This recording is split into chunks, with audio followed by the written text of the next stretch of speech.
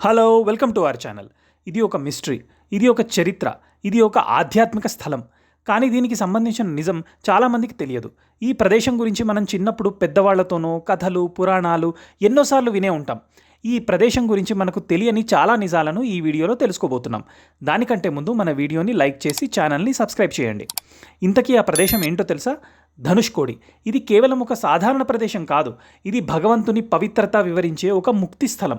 ఈ ప్రదేశానికి మహాభారతం, రామాయణం ఇంకా అనేక పురాణాల్లో ప్రస్తావన ఉంది. అయితే ఎందుకు ఇది అంత ప్రాముఖ్యత సంపాదించుకుంది? ఎందుకు ఇది హిందువుల ఆధ్యాత్మిక కేంద్రంగా మారింది? ఇప్పుడు ఎందుకు ఇలా శిథిలావస్థలో ఉంది? ఇలా అనేక ప్రశ్నలు మన మనసులో రాకమానవు. శతాబ్దాలుగా యాత్రికులను, భక్తులను, చరిత్రకారులను, అద్భుతాలను కోరేవారి హృదయాలను ఆకర్షిస్తున్న విశిష్ట స్థలం. అయితే ఇక్కడి గుట్టు ఇప్పటికీ పూర్తిగా ఎవరికీ తెలియదు. ఒకప్పుడు ఇది ఎలా ఉండేది, ఇప్పుడు ఎలా మారింది, ఇది ఎందుకు ప్రత్యేకం?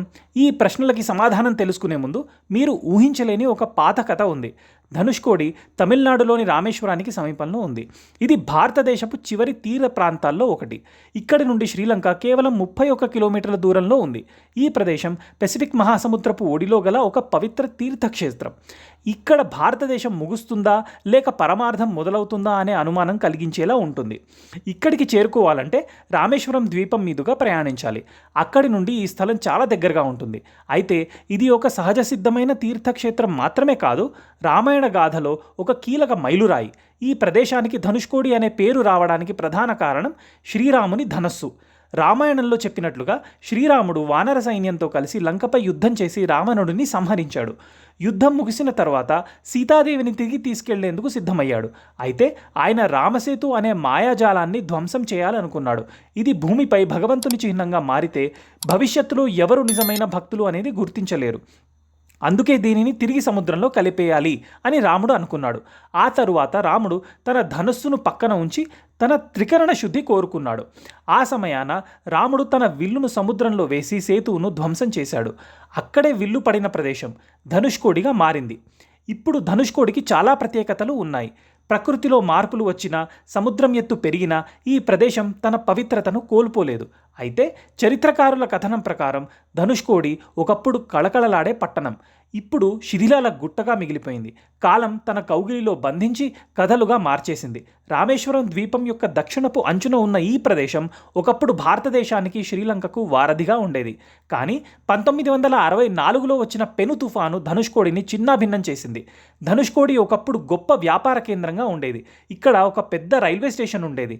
చెన్నై నుండి ధనుష్కోడికి బోట్ మెయిల్ ఎక్స్ప్రెస్ నడిచేది. ఇక్కడి నుండి పడవల్లో శ్రీలంకకు ప్రయాణించేవారు.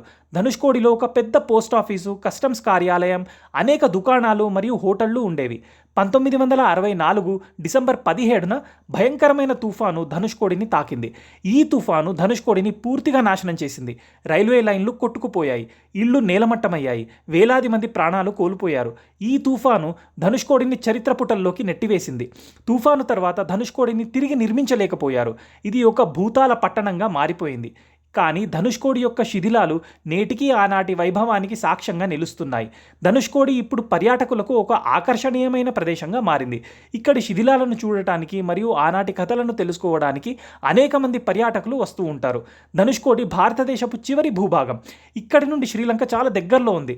ధనుష్కోడి రామేశ్వరానికి చాలా దగ్గరలో ఉంది. రామేశ్వరం హిందువులకు ఒక పవిత్ర స్థలం. ధనుష్కోడి అనేక చారిత్రాత్మక కట్టడాలకు నిలయంగా ఉంది. ఇక్కడి చర్చి మరియు రైల్వే స్టేషన్ శిథిలాలు ఆనాటి చరిత్రను గుర్తు చేస్తాయి. ధనుష్కోడి ఒక అందమైన సముద్ర తీరాన్ని కలిగి ఉంది. ఇక్కడి సూర్యోదయం మరియు సూర్యాస్తమయం చాలా అందంగా ఉంటాయి. ధనుష్కోడిలో అనేక సాహస కార్యకలాపాలు చేయవచ్చు. ఇక్కడ మీరు స్క్యూబా డైవింగ్, స్నార్కెలింగ్ మరియు బోటింగ్ వంటి కార్యకలాపాలను ఆస్వాదించవచ్చు. ధనుష్కోడి రద్దీగా ఉండదు కాబట్టి ఒంటరిగా ప్రశాంతంగా ఉండటానికి ఇది ఒక మంచి ప్రదేశం. ఇక్కడ మీరు ప్రకృతిని ఆస్వాదిస్తూ ప్రశాంతంగా సమయం గడపవచ్చు. ధనుష్కోడి ఒక ప్రత్యేకమైన ప్రదేశం. ఇక్కడ చరిత్ర, ప్రకృతి మరియు సాహసం కలగలిసి ఉంటాయి. అందుకే ధనుష్కోడి పర్యాటకులకు ఒక ఆకర్షణీయమైన ప్రదేశంగా మారింది. ధనుష్కోడిలో చూడదగిన ప్రదేశాలు. ధనుష్కోడి బీచ్. ఇది ధనుష్కోడి యొక్క ప్రధాన ఆకర్షణ. చర్చి శిథిలాలు.